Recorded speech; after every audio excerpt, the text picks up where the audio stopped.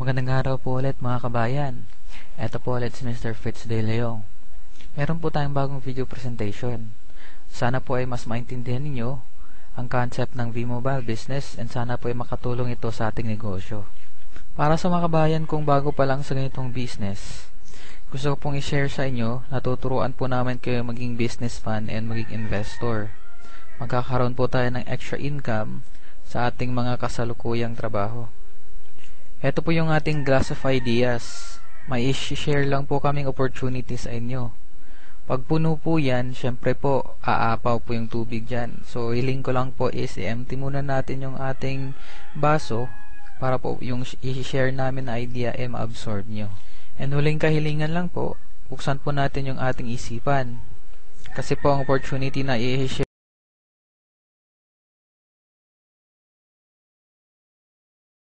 yung mga quick facts. Philippines is still the undisputed texting capital of the world. And there are 85 million cell phone users out of 93 million population. And 1.3 billion SMS are being sent daily. Pagpalagay po natin, cold cash dyan is around 600 million. 15 billion are being spent for prepaid load alone every month. And prepaid load is the #1 product consumed sa Pilipinas. Ang point ko lang po dito kabayan is, billion industry po ang telecom business sa Pilipinas. And technology has changed our lives, especially through communication.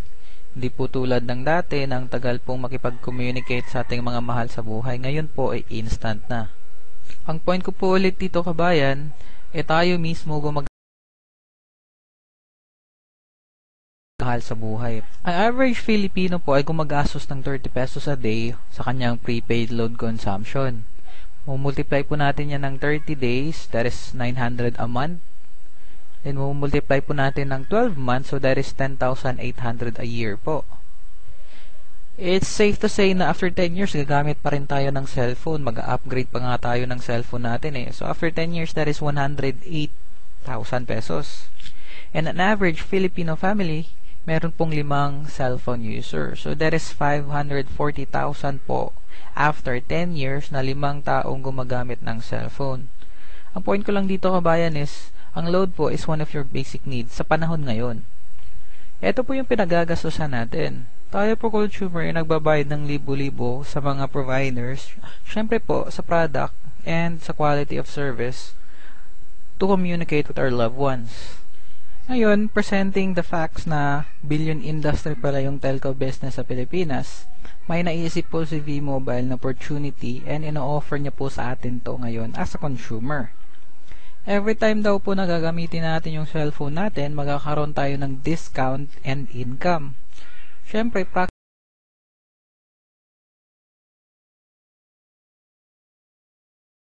the same product and the same service po. Ngayon po ang tanong is, sino si V-Mobile and kaya ba ni V-Mobile na suportahan yung project niya na ganito? Okay, konting background lang po kay V-Mobile. Siya po ay na-establish noong April 29, 2008. And ang company po behind V-Mobile is Penta Capital. Ito po, Penta is 5, V, Roman numeral is 5 po. Si Penta Capital na-establish noong 1957. Leading independent investment house sa Pilipinas and expert sa project development, real estate, and mga infrastructure po.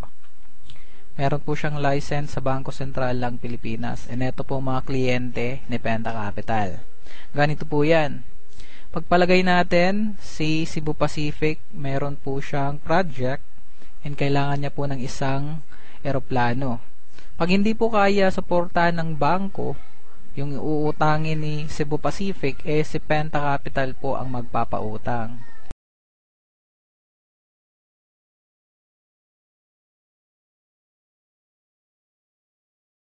Si Penta Capital po ang magfe-finance.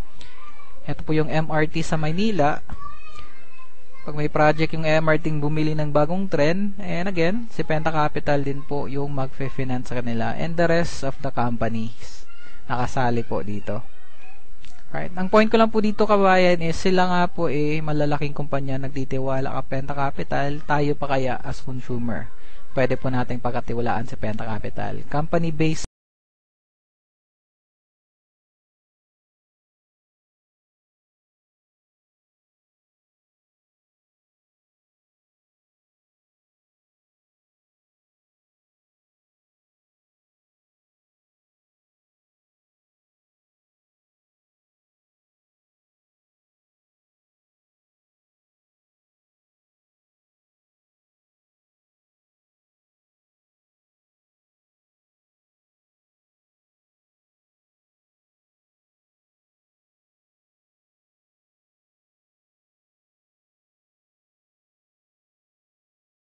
At Load Wallet, meron na pong access sa lahat ng prepaid products. Okay? Lahat po ng prepaid products, ibig sabihin po yung e-load, okay, yung prepaid scratch card, yung internet prepaid, lahat po ng prepaid. Kahit po yung sa mga cable prepaid, alright, yung cable TV, pwede po yun. Basta lahat po ng prepaid na available sa Pilipinas. Meron po kayong 8 to 11% savings on your own prepaid consumption kung kayo po yung gagamit ng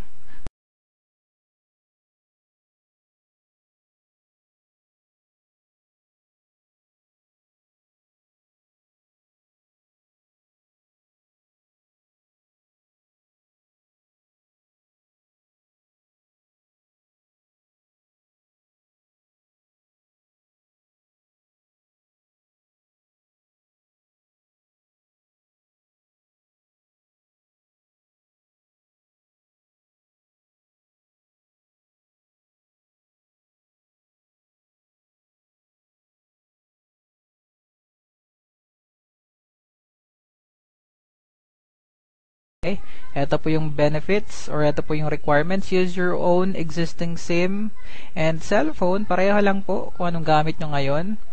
And pag once na-register na po itong Technopreneur card sa cellphone nyo, mayroon na din po kayong isang load wallet, access to all prepaid products. 8 to 11% savings kung kayo yung gagamit ng prepaid product or income pag ibenta nyo. Okay? And ito po yung wala sa retailer. Ito po yung sa dealership. Meron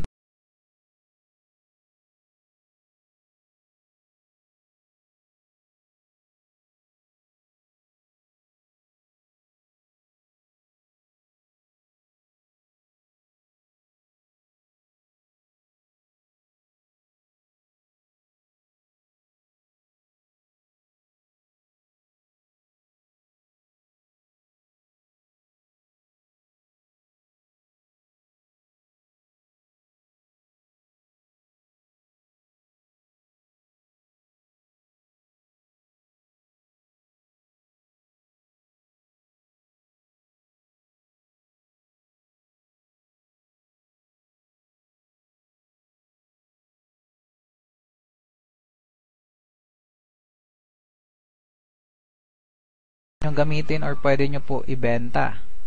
And ito po yung return of investment nyo. Di ba po, ito po yung Technopreneur card na i-register sa cellphone nyo. And then, you will get the 20 Techno user card or 20 retailer card worth 250. Again po, 250, multiply mo yan ng 20 cards, that is 5,000 pesos. So, yun po yung return of investment nyo. May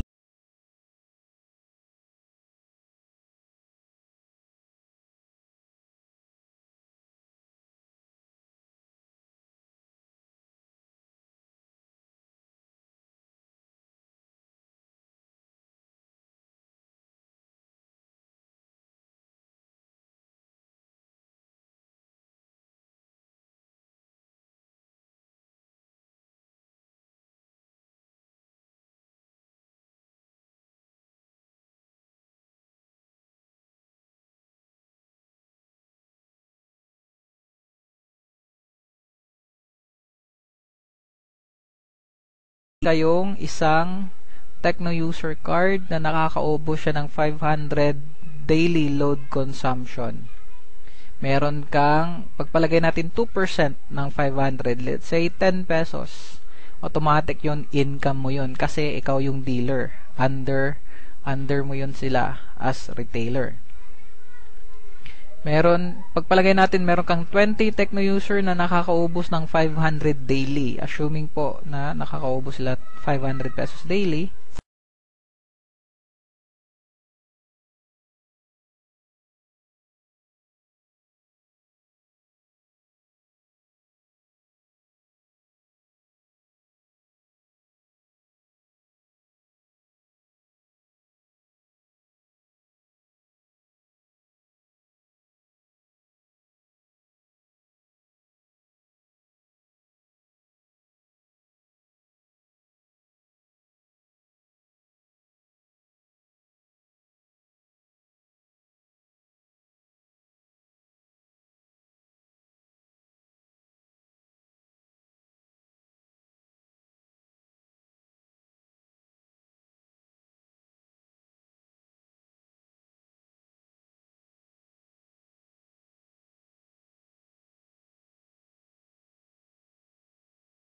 account natin online.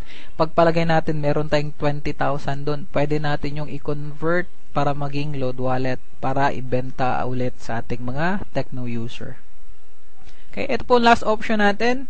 Pag wala na talagang option iba, pwede po tayo mag-cash deposit sa mga accredited banks. Union Bank, BPI, BDO, Metrobank. Alright? Meron po tayong bank account number ng V-Mobile sa mga